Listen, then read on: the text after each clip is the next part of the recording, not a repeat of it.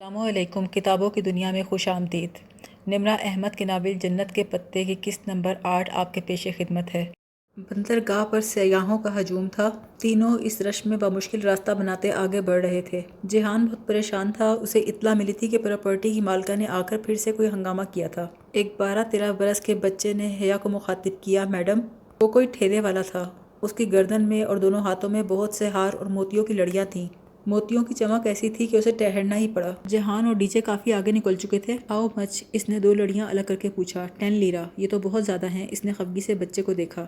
اسی اثنا میں جیہان اور ڈی جے فیری کے تختے پر چڑھ چکے تھے اور اسے آوازیں دے رہے تھے۔ تم لوگ سیٹ تلاش کرو، میں 2 منٹ میں آ رہی ہوں۔ اس نے ان کو مطمئن کرنے کے لیے جانے کا اشارہ کیا۔ فیری کے نکلنے میں ابھی 3 منٹ باقی تھے۔ اس نے پیسے دینے کے لیے اپنا کلچ کھولا۔ اس سے قبل کہ وہ لڑکے کو پیسے دیتی وہ ایک دم پرس جھپٹ کے بھاگا۔ رکو رکو! وہ چلاتی ہوئی اس کے پیچھے لپکی۔ لڑکا بھاگتا بھاگتا بازار کی طرف مڑ گیا اور اب ایک گلی کے بیچ میں کھڑا تھا۔ جیسے ہی وہ اس گلی میں داخل ہوئی، لڑکے نے چونک کر اسے دیکھا اور پھر بھاگ کھڑا ہوا۔ بھاگتے بھاگتے وہ ایک بنگلے میں گھس گیا۔ وہ بھی ہانپتی ہوئی اس کے گیٹ تک آئی۔ گیٹ کھلا ہوا تھا، لڑکا اسی کے اندر گیا تھا۔ اسے خیال آیا شاید فیری نکل چکی ہے، لیکن اس کے لیے اپنا کلچ بہت ضروری تھا جس میں اس کا پاسپورٹ بھی تھا۔ اندر چھوٹے سے باغیچے میں خاموشی تھی، جس کے آگے لکڑی کا اونچا سا منقش دروازہ تھا۔ دروازہ کھول کے جیسے ہی وہ لابی میں داخل ہوئی، اس کے پیچھے کسی نے دروازہ بند کر دیا اور لاک کی آواز آئی۔ اس نے پلٹ کر لکڑی کا دروازہ بری طرح پیٹا۔ قریب سے کسی عورت کی آواز آئی، شہزادوں کے جزیرے پہ خوش آمدید۔ لمبے اسکرٹ اور سویٹر میں ملبوس، اسکارف چہرے پہ لپیٹے، جھریوں زدہ چہرے والی وہ ایک معمر خاتون تھی۔ اپنے ہاتھ میں پکڑی موم بتی کی مدد سے وہ باقی موم بتیوں کو جلا رہی تھی۔ اندر آ جاؤ، اس نے نرمی سے کہا۔ اس کے وسط میں ایک میز تھی جس پر اس کا سنہرا کلچ رکھا تھا۔ وہ عورت بولی، یہ تمہارا پرس ہے، تم اسے لے سکتی ہو۔ اگر مجھے یقین ہوتا کہ تم میرے پاس سے بلاوے پر آ جاؤ گی تو میں اس بچے کو نہ بھیجتی۔ اسے معاف کر دینا اس کی مجبوری تھی۔ آؤ بیٹھو، کھڑی کیوں ہو؟ بڑی مشکل سے ہمت جمع کر کے حیا نے کہا، آپ نے مجھے یہاں کس لیے بلایا ہے؟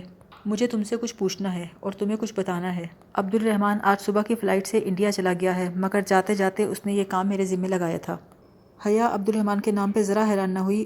گھر کے باہر گیٹ پر لگی تختی پر نام پڑھ لیا تھا۔ وہ بولی، آپ کا عبد الرحمن پاشا سے کیا رشتہ ہے؟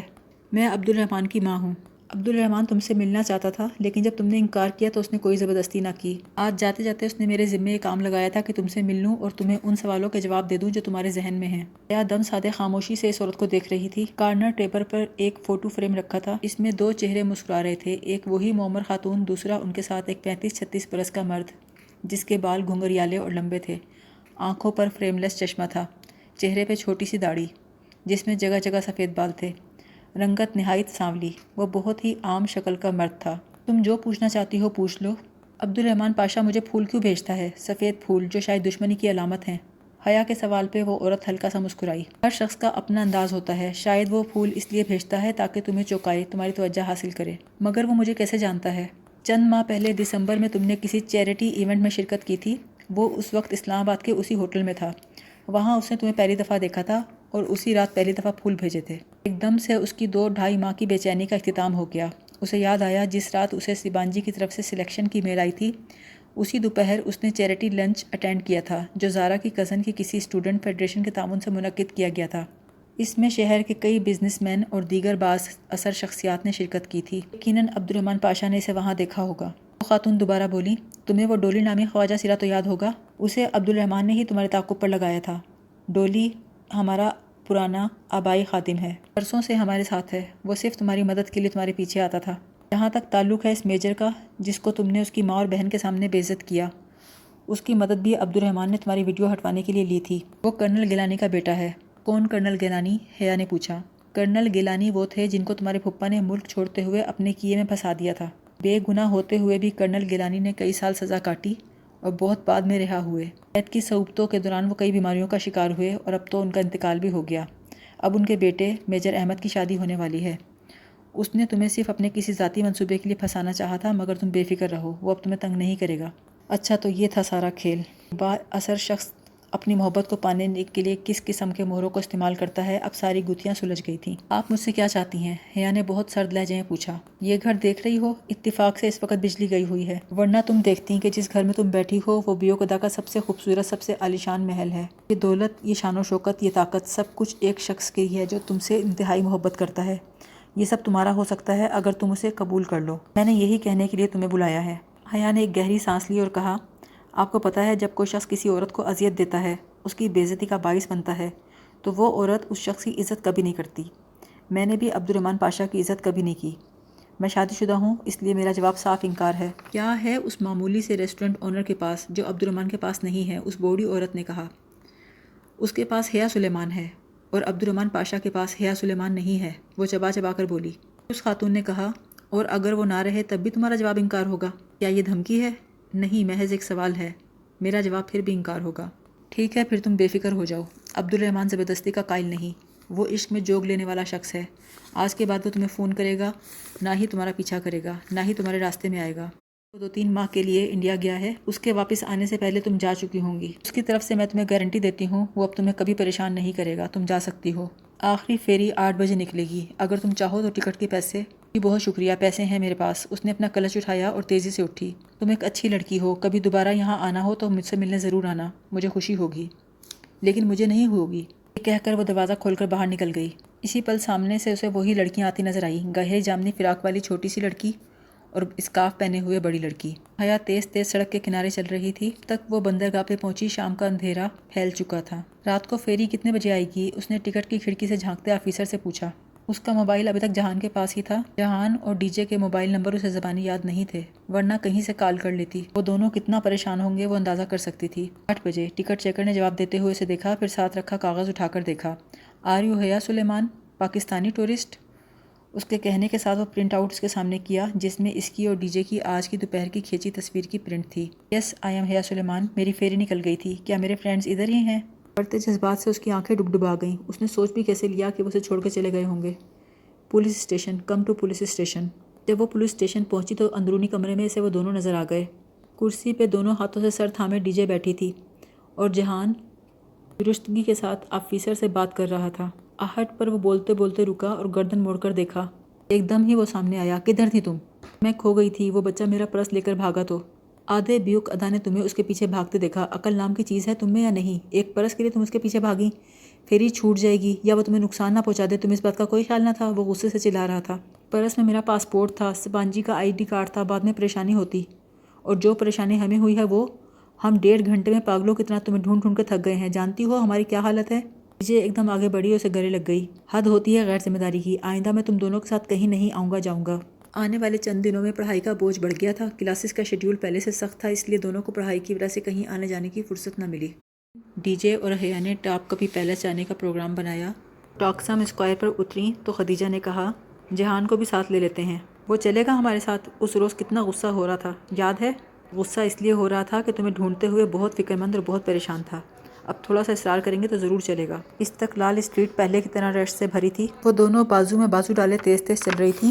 یہ ان کی دوستی کی علامت ہرگز نہیں تھی، بلکہ جیب کتروں سے بچاؤ کے لیے وہ اپنے ملے ہوئے کندھوں سے پرس لٹکاتی تھیں تاکہ چھینے نہ جا سکیں۔ حیا تو اس واقعے کے بعد بہت محتاط ہو گئی تھی۔ اب بھی اس نے اپنے سفید کوٹ کے اوپر پرس یوں ڈال رکھا تھا کہ بائیں کندھے سے اسٹیپ گزر کر دائیں پہلو سے پرس لٹک رہا تھا۔ برگر کنگ میں خوب گہما گہمی تھی۔ سامنے کچن نظر آیا۔ ایپرن اور ٹوپیاں پہنے 2-4 افراد آ جا رہے تھے، ایک سلیب پر وہ بھی کھڑا تھا۔ سفید ایپرن پہنے، ہاتھ میں بڑا ٹوکا لیے، وہ کٹنگ بورڈ پر رکھے گوشت کے بڑے بڑے ٹکڑوں کو کھٹاکھٹ کاٹ رہا تھا۔ گڈ مارننگ مینیجر، دونوں نے چوکٹ میں کھڑے ہو کر بآواز بلند پکارا تو اس کا ہاتھ رکا۔ اس نے گردن اٹھا کر انہیں دیکھا، سر سے پاؤں تک ان کا جائزہ لیا۔ دونوں نے جوگرز پہن رکھے تھے، ہینڈ بیگز اٹھائے ہوئے تھیں۔ حیا کے ہاتھ میں رول کیا ہوا استنبول کا نقشہ تھا، ڈی جے کے ہاتھ میں ایک گائیڈ بک، گویا وہ پوری تیاری سے آئی تھیں۔ Morning, I am very busy, do not disturb. D J تھوڑا آگے بڑھی۔ ہم ٹاپ کپی پیلس جا رہے ہیں، وہ بولا۔ استقلال اسٹریٹ سے باہر نکلو، ٹاکسم سے میونسپلٹی بس پکڑو، وہ پہنچا دے گی، مگر ہمیں ایک ہینڈسم گائیڈ کی ضرورت ہے۔ ہینڈسم گائیڈ ابھی مصروف ہے، کسی غیر ہینڈسم گائیڈ سے رابطہ کرو۔ تو آپ ہمارے ساتھ نہیں چلیں گے؟ بالکل بھی نہیں، تم میں سے کوئی ٹاپ کپی کے قلعے میں گم ہو جائے گی اور میرا پورا دن برباد ہوگا۔ ایک دفعہ پھر سوچ لیں، لکھ کر دے دوں؟ اچھا ایک بات بتائیں، استقلال اسٹریٹ میں جیب کترے تو ہوتے ہیں نا؟ ڈی جے نے اس کے اسمارٹ فون کو دیکھتے ہوئے کہا، جو قریب ہی چارجنگ پہ لگا تھا۔ ہاں ہوتے ہیں۔ تو سمجھے آپ کی جیب کٹ گئی۔ ڈی جے نے ہاتھ بڑھا کر فون اچکا، تار نکالی اور حیا کے ساتھ آگے کھڑی ہو گئی۔ کیا مطلب؟ وہ ہاتھ روک کر انہیں دیکھنے لگا۔ مطلب یہ کہ اگر آپ ہمارے ساتھ نہیں چلیں گے تو ہم اس موبائل کو بیچ کر آدھا جوہر تو خرید ہی لیں گے۔ ویسے فون اچھا رکھا ہوا ہے آپ نے، پاکستانی روپوں میں اس کی قیمت 2-2.5 لاکھ سے کم نہیں ہوگی۔ مطلب تم مجھے یرغمال کر کے لے کے جاؤ گی؟ جی بالکل۔ ٹھیک ہے، مگر یہ آخری بار ہے۔ پھر میں کبھی تم دو نکمی لڑکیوں کے ساتھ اپنا دن برباد نہیں کروں گا۔ اگر آج تم دونوں میں سے کوئی ادھر ادھر ہوئی تو میں بہت برا پیش آؤں گا۔ یہ کہہ کر اس نے اپنا ایپرن اتارا اور ہاتھ دھو کر ان کے ساتھ نکل آیا۔ ٹاپ کپی پیلس کا مطلب ہے کینن گیٹ پیلس۔ یہ پیلس 400 سال تک سلاطین کا محل رہا تھا، سرمئی عظیم الشان قلعہ جہاں خاص کمروں کے پہرے دار گونگے بہرے ہوا کرتے تھے تاکہ راز دیواروں سے باہر نہ نکلیں، جس کے کون نما مینار شاہانہ انداز میں اوپر کو اٹھے ہوئے تھے۔ سلطان کا عظیم ورثہ اور اثاثے، چینی پورسلین کے نیلے اور سفید رنگ کے ایسے برتن جن میں اگر زہر ملا کھانا ڈالا جاتا تو اس کا رنگ بدل جاتا۔ 86 قیرات کے جواہرات سے مزین سلطان کے شاہی لباس ایسے تھے جو نگاہوں کو خیرہ کرتے تھے۔ یہ منحوس گارڈ ہمارے سر پہ نہ کھڑا ہوتا تو میں 2-4 ہیرے تو توڑ ہی لیتی، ڈی جے نے قیمتی پتھروں کو دیکھ کر کہا۔ پویلین آف ہولی مینٹل کے حصے میں دینی متبرکات تھے۔ وہ ایک اونچا ہال تھا، منقش در و دیوار، رنگ برنگی ٹائل سے سجے چمکتے فرش، بلند و بالا ستون۔ ایک شوکیس میں ایک ٹیڑھی سی رکھی ہوئی چھڑی تھی، بھوری سی چھڑی جو شیشے میں مقید تھی۔ کیپشن سامنے ہی لگا تھا، اسٹاف آف موسیٰ، حضرت موسیٰ علیہ السلام کا عصا۔ وہ دونوں گھوم پھر کر ہر زاویے سے اس کو دیکھنے لگیں۔ جہان بھی جیب میں ہاتھ ڈالے خاموشی سے چلتا ان کے پاس آ کھڑا ہوا۔ اس کے لیے یہ سب پرانا تھا، مگر وہ دونوں مارے جوش کے راہداری میں آگے پیچھے ایک ایک تبرک کی طرف لپک رہی تھی۔ ان کے دوپٹے سروں پہ آ گئے تھے۔ کعبہ کا تالا، حضرت داؤد علیہ السلام کی تلوار، حضرت یوسف علیہ السلام کا صافہ، حضرت ابراہیم علیہ السلام کا برتن، حضور صلی اللہ علیہ وسلم کے قدموں کے نشان، حضور صلی اللہ علیہ وسلم کا لباس، دانت مبارک، تلوار اور بہت سے صحابہ کی تلواریں۔ دیجیے کاش یہ شیشے کی دیوار غائب ہو جائے اور ہم اس تلوار کو چھو سکیں، مگر ہم اس قابل کہاں ہیں حیا۔ جہان، کیا یہ سب تبرکات اصلی ہیں؟ جہان نے شانے اچکائے۔ میں نے نہ کبھی ان پہ ریسرچ کی ہے، نہ ہی کچھ پڑھا۔ کبھی امکان ہے کہ یہ سب اصلی ہیں۔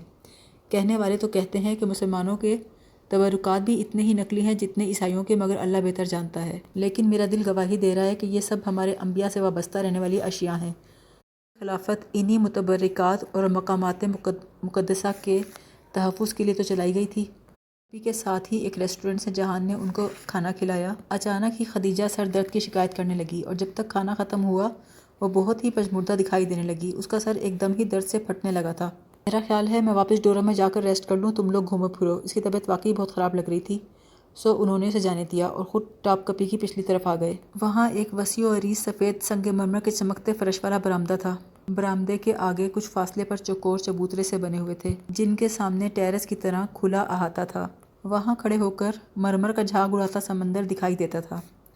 وہ جگہ اتنی خوبصورت تھی کہ انسان صدیوں بیٹھا دیکھتا رہے۔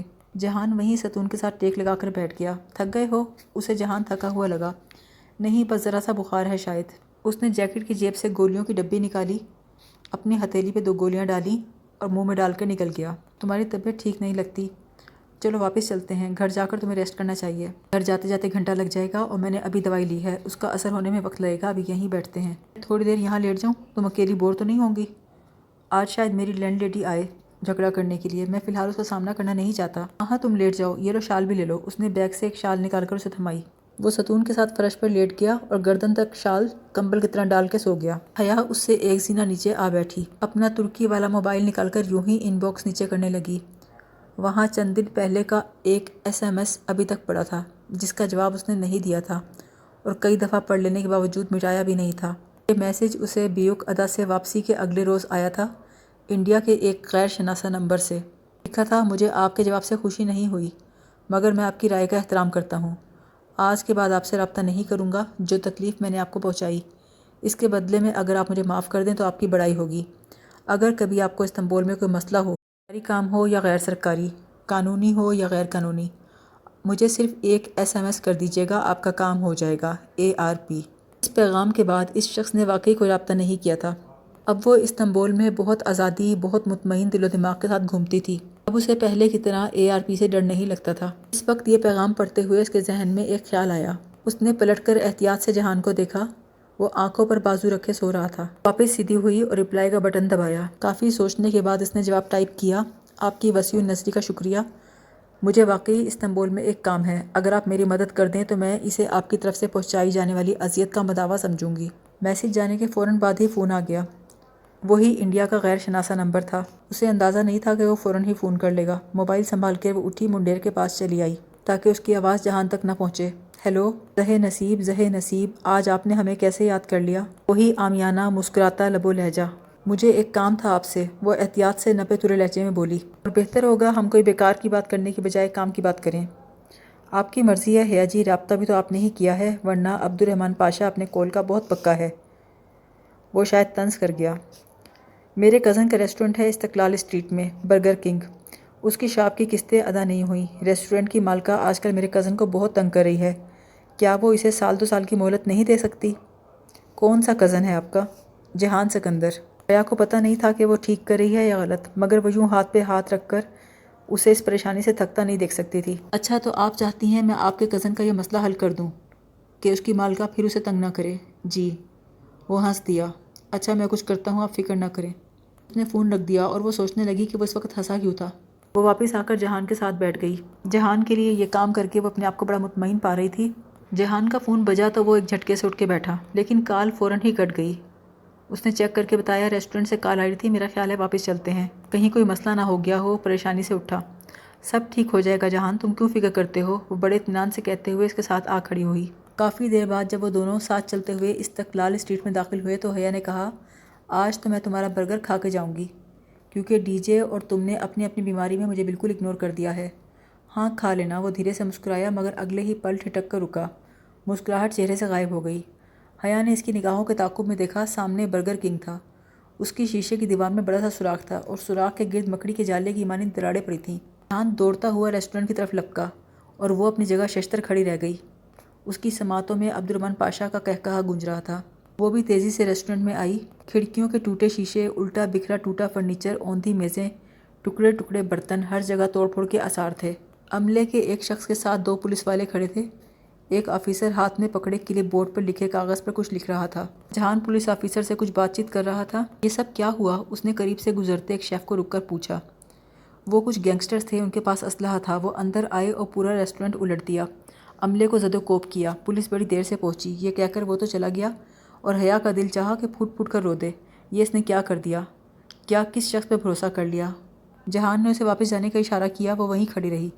پھر وہ اس کی طرف آیا۔ تم جاؤ، ٹاکسم سے بس پکڑ لینا، ابھی جاؤ، میں تم سے بعد میں بات کروں گا۔ وہ بہت تھکا تھکا دکھائی دے رہا تھا۔ وہ بے حد افسردہ ہو کے پلٹ آئی۔ یہ مجھ سے کیا ہو گیا؟ جو کچھ اس کے پاس تھا وہ بھی ضائع ہو گیا۔ لمحے کو اس کا دل چاہا کہ فون کر کے اس شخص کو بے نقط سنائے، مگر شاید وہ یہی چاہتا تھا، رابطہ رکھنے کا کوئی بہانہ۔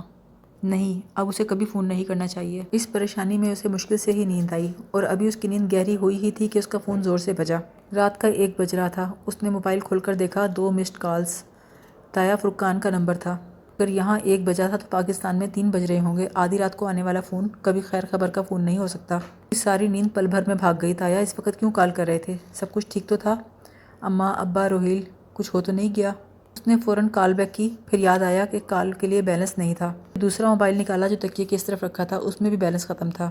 اسی پل فون پھر بجا۔ تایا فرقان کالنگ۔ اس نے جھٹ کال اٹھائی۔ ہیلو حیا، تمہارے پاس اس نمبر کے علاوہ کون سا دوسرا نمبر ہے؟ وہ تایا فرقان تھے اور بڑے غصے سے بول رہے تھے۔ وہ کانپ گئی۔ جی کیا؟ حیا میرے ساتھ بکواس مت کرو، مجھے بتاؤ تمہارے پاس دوسرا کوئی نمبر ہے؟ ساری بات سمجھنے میں اسے ایک ہی لمحہ لگا۔ وہ سمجھ گئی ارم پکڑی گئی تھی، آدھی رات کو کسی سے فون پہ بات کرتی پکڑی گئی تھی۔ نہیں تایا ابا، میرے پاس تو یہی ایک نمبر ہے، دوسرا یو فون کا جو آپ کے پاس آلریڈی ہے۔ تمہارے پاس موبلنگ کا کوئی نمبر ہے؟ نہیں تایا ابا، آپ بے شک ابا سے پوچھ لیں، یہ نمبر ان کے نام پر ہے، میں نے دوسرا نمبر رکھ کر کیا کرنا ہے؟ اچھا ٹھیک ہے۔ انہوں نے کھٹ سے فون بند کر دیا۔ پہلے اسے ارم کے لیے تھوڑی فکر ہوئی، بعد میں تھوڑی سی خوشی بھی ہوئی۔ بہت اچھا ہوا تایا ابا، اب تو آپ کو معلوم ہو گیا نا، دوسروں کی بیٹیوں پہ انگلیاں اٹھانے والے لوگوں کے اپنے گھروں پہ انگلیاں لوٹ آتی ہیں۔ صبح سب سے پہلا کام اس نے یہ کیا کہ اسٹور سے کارڈ لے کر اپنے موبائل میں چارج کیا۔ جب صبح ہی صبح گھر فون کیا تو اس کی امی نے پریشان ہو کے پوچھا، آج اتنی صبح صبح کیسے فون کر لیا؟ سب خیریت ہے؟ تو کیا میں آپ کو یاد نہیں کر سکتی؟ وہ آرام سے بولی۔ بھائی تم تو صرف مس کال دیتی ہو، پلٹ کے ہم ہی کال کرتے ہیں، اس لیے آج اگر تم اللہ صبح فون کرو گی تو حیرت تو ہوگی نا؟ ہاں اماں، بس کیا کریں۔ اچھا اماں چھوڑیں سب کچھ اور بتائیں گھر میں سب خیریت ہے؟ ہاں سب ٹھیک ہے۔ اور تایا فرقان کی طرف؟ ہاں وہاں پر بھی۔ کیوں، کسی نے کچھ کہا ہے کیا؟ نہیں، رات کو تایا کا فون آیا تھا۔ اچھا آپ جا کر ان سے کچھ مت کہیے گا۔ تو میں کیوں کہوں گی بھلا؟ اگر وہ جانتی تھی ماؤں کا کوئی بھروسہ نہیں ہوتا، لاکھ کہو کہ نہ بتائیں، پھر بھی اپنے اگلے پچھلے حساب چکاتے وقت کسی نہ کسی موقع پر استعمال کر ہی لیتی ہیں۔ اور اسے بھی ماں کو بتائے بغیر بات ہضم کہاں ہونی تھی، سو ساری بات بتا دی۔ اچھا تو یہ قصہ ہے؟ نہیں بھئی ہمیں تو کچھ پتہ نہیں، فاطمہ بیگم نے کہا۔ پھر بولی میں تو تمہیں بتانا ہی بھول گئی، مہوش کی شادی بھی طے ہو گئی ہے۔ مہوش حیا کے زاہد چچا کی بیٹی تھی جس کی نسبت کافی عرصے سے اپنے کزن سے طے تھی۔ اچھا کب؟ اسے خوشگوار سی حیرت ہوئی۔ اپریل کی کوئی آخر کی تاریخ ہے۔ ان دنوں تو میں اور ڈی جے عظیم سلطنت ترکیہ کی سیر کر رہے ہوں گے۔ تمہارے چچا نے سبین کو بھی بلایا ہے، مگر وہ کہہ رہی تھی کہ سکندر بھائی کی طبیعت آج کل خراب ہے، وہ نہیں آ سکے گی۔ میں نے کہا جہان کو بھیج دو، اچھا ہے ساتھ حیا بھی آ جائے گی، دونوں شادی اٹینڈ کر لیں گے۔ مگر وہ بولی بہت مشکل ہے۔ اپنی ماں سے الوداعی کلمات کہہ کر حیا نے فون بند کیا۔